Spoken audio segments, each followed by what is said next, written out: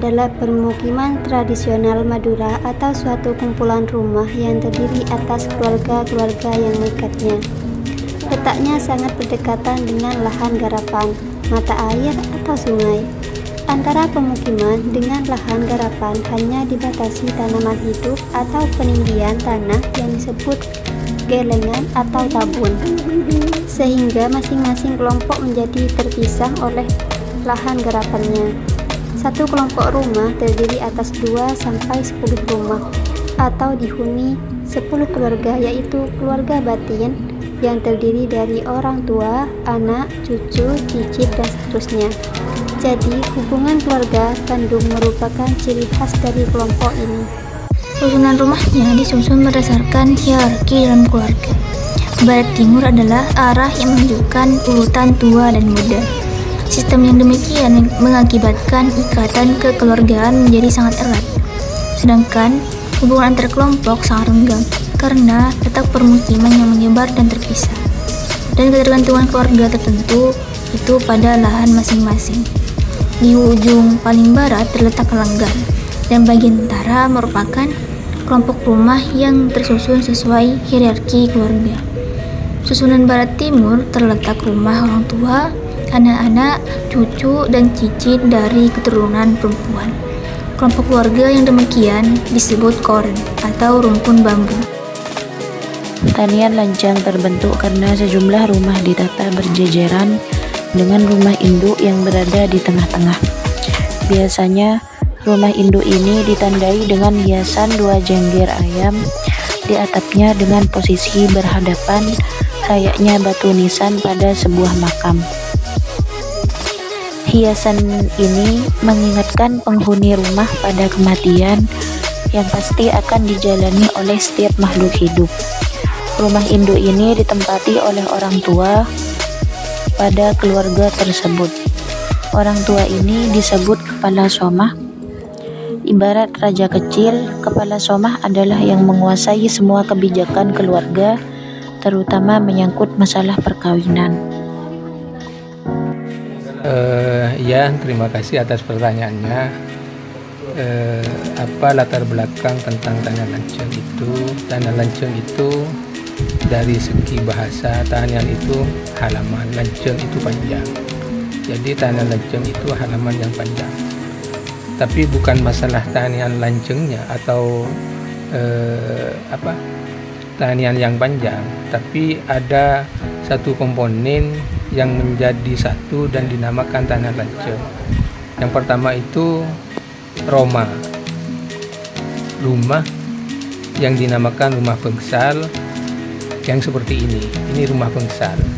Dan yang kedua ada kopung, dan yang ketiga ada dapur, yang keempat ada kandang. Ini menjadi satu kesatuan yang tidak bisa dipisahkan. Makanya tanah lanceng itu memang unik karena lengkap.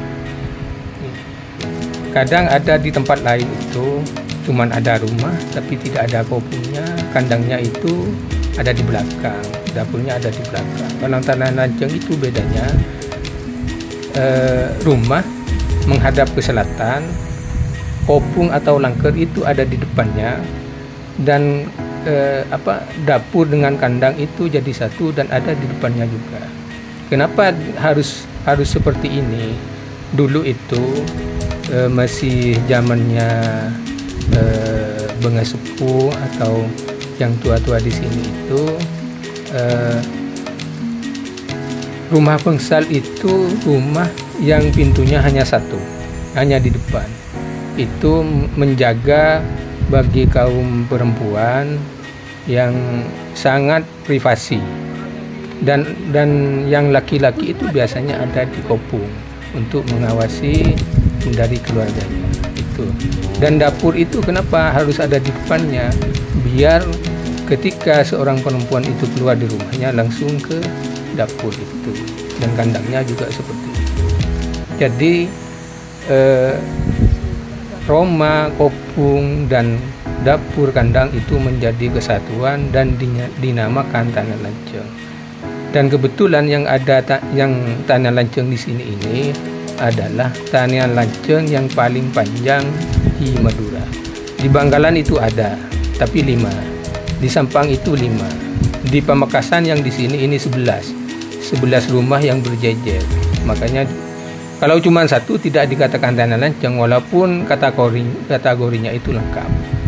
Dan di Sumeneb itu ada 9. Dan kebetulan memang yang di sini yang masih terawat mulai dari nenek moyang ke kami ini sudah turunan ke-5. Jadi tetap mempertahankan budaya kami yang dinamakan tanian lanceng itu sendiri. Ada beberapa hal yang perlu diketahui. Tanian lanceng itu kenapa rumahnya itu agak rendah atau pendek? Secara tidak langsung filosofinya itu mengajarkan kita sebagai orang Madura itu untuk antep asor. Karena kalau masuk ke rumah orang itu harus nunduk, harus mempunyai tata krama. Tapi secara tidak langsung rumah itu sudah mengajarkan kepada kita. Karena kan yang model sekarang sudah tinggi-tinggi. Kalau di sini kalau ukuran sampai 160 itu harus nunduk. Itu sudah menjadi ciri khas. Dan yang kedua, kopung juga gitu. Tempat masuk itu tidak terlalu tinggi. Jadi masuknya itu nunduk. Itu yang menjadi ciri khas. Dapur juga seperti itu. Jangan pas masuk nanti kejedot pintunya yang di atas. Itu sudah mengajarkan seperti itu sebetulnya. Jadi bukan hanya dari orang-orang yang menempati di sini, tapi bangunannya juga memberikan kesan yang luar biasa. Dan ini sampai sekarang kami tetap mempertahankan rumah bengsal atau budaya kami tanian lanceng itu tetap menjadikan kami untuk mempertahankan, untuk melestarikan dan untuk menjaga keaslian dari budaya tanian lanceng. Kami juga bukan tidak mau rumah-rumah besar seperti itu. Tapi kalau kami mau membangun rumah, tapi kami pindah dari lokasi ini. Karena ini tetap akan dipertahankan, karena ini sudah menjadi cagar budaya dari Dinas Pariwisata Pamekasan, gitu kan. Dan menjadi rujukan oleh setiap kampus yang ada di Madura malah, termasuk di YIN Pamekasan. Bahkan setiap tahun itu sudah biasa ke sini mencari informasi tentang budaya tanian lanceng. Itu ya. Mungkin ini yang bisa saya sampaikan. Nanti kalau butuh nama-nama atau ini sebetulnya lengkap. Itu ada kopung itu apa, Roma panggung itu di luar juga ada.